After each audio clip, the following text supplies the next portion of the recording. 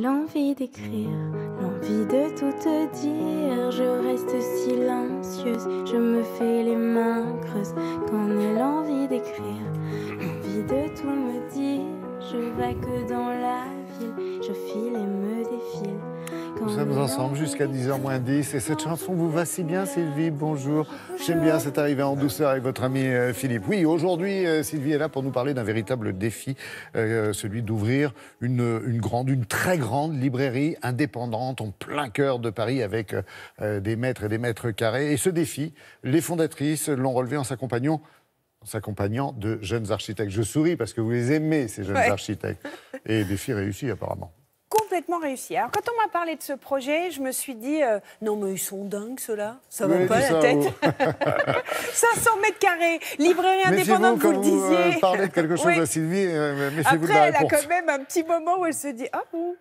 Et puis, en fait, aussi dans l'idée, on venait me chercher pour l'architecture du lieu, évidemment. Donc, un jeune studio. D'abord, les deux créatrices de cette librairie s'appellent Delphine Bouettard et Anne-Laure Vial. Et puis, le jeune studio, c'est Joran Briand et Arnaud Berthereau. Et eux, je suivais un petit peu leur travail. Et effectivement, ils ont travaillé. Elles prenaient des notes. Ils ont travaillé pour le siège social d'un grand journal. Enfin bon, beaucoup de choses se passaient autour de leur boulot. Et puis, cette rencontre-là, elle est très intéressante parce que dans la démarche, tout de suite, on se dit, il y a une réflexion.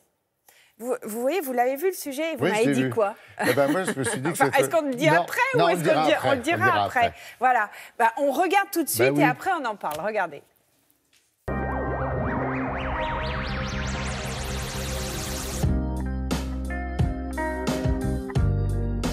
Le travail avec un architecte était indispensable. On n'aurait pas réussi ce lieu de cette façon sans ce regard-là.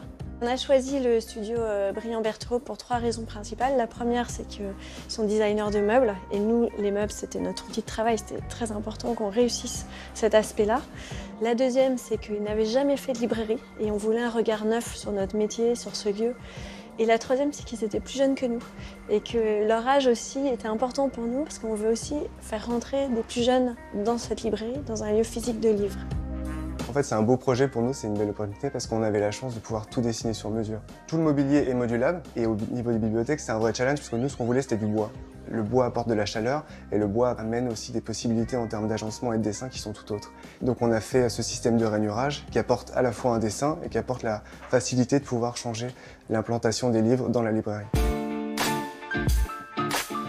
Chaque luminaire a été fait sur mesure, donc c'est de la tôle à jour découpée et c'est des matériaux qu'on trouve aussi à la fois souvent nous, dans notre travail d'agence et puis qu'on retrouve aussi là dans certains mobiliers. Une librairie c'est chargé et c'est important pour nous d'avoir des matériaux qui soient assez légers, qui laissent passer la lumière. En tant que designer, on a aussi réfléchi à différents usages d'assises et de confort. Donc typiquement les gradins, c'est un endroit où les clients demandaient à ce que les gens puissent se réunir.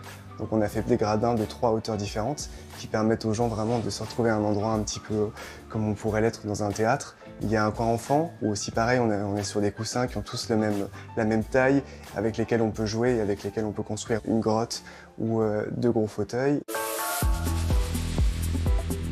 On a essayé de retrouver des structures qu'on ne voyait pas avant. Tout ce qui est les poteaux, la poutre qui est au rez-de-chaussée, et puis tous les poteaux qu'on voit au R-1, donc qui sont en béton. Et ça, nous, c'est des choses qui nous plaisent vachement, de retrouver des matières, finalement que ça parle de ce qu'était le bâtiment avant.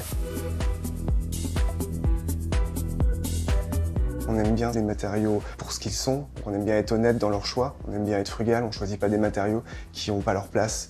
Typiquement dans une librairie, le bois ça a sa place, pour moi ça parle quand même de livres, de matière, justement ça incite les gens à venir s'y retrouver. C'est vraiment un travail qui est propre au studio et qui nous montre assez bien notre personnalité. Et pour vous dire toute la vérité, rien que la vérité, Sylvie, quand j'ai vu les images avant diffusion, je me suis dit, mais elle s'est trompée, Sylvie, ce n'est pas une librairie, une grande librairie, c'est une très grande bibliothèque. Mais oui, parce qu'il y a les codes de la bibliothèque, vous le disiez, c'est-à-dire qu'il y a le bois, c'est-à-dire qu'il y a ces espaces où on peut bouger, espace qui, à l'origine, était un magasin de vêtements sur plusieurs niveaux. Et en fait, Arnaud et Joran, ils se sont dit, on ne va pas tout casser, on va garder cette structure. Et ils ont vraiment cet état d'esprit des jeunes designers du moment. C'est-à-dire qu'ils disent, on fait le maximum avec le minimum. Il y a cette notion d'éco-conception quelque part, faire attention aux matériaux, attention à ce qu'il y a. Exactement, attention au contexte. Ils font du beau et du pratique en même temps. Ils font du beau et du pratique, oui. C'est la définition du design en soi. Parce qu'ils sont designers et ils sont archi d'intérieur. Ils ont cette formation-là. Et bravo aux cofondatrices d'être allées chercher tout de suite des designers, des archis d'intérieur. Quel que soit votre projet, je le répète, allez les chercher parce qu'ils peuvent optimiser tout.